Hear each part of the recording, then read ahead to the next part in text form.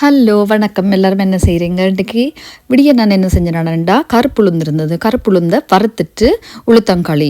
என்ன பிள்ளைகளுக்கு களி என்றா சுத்தமாக பிடிக்காது. ஆனால் எனக்கு களி என்றா சரியான விருப்பம். களி யாராவது கிண்டி தரேன்டா அவ்வளோ ஆசையாக எனக்கு விருப்பமாக சாப்பிடுவேன்.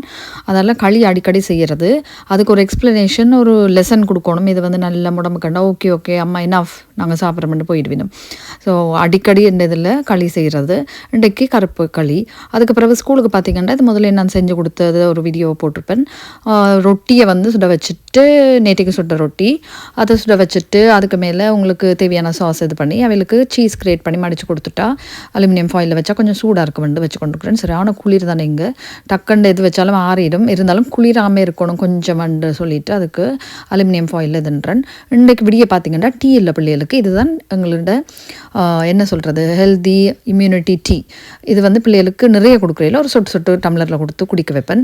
என்னென்னா அவளுக்கெல்லாம் சளி பிடிக்குது இந்த இதுக்குன்னு சொல்லிட்டு இதை நானும் குடிக்கிறது.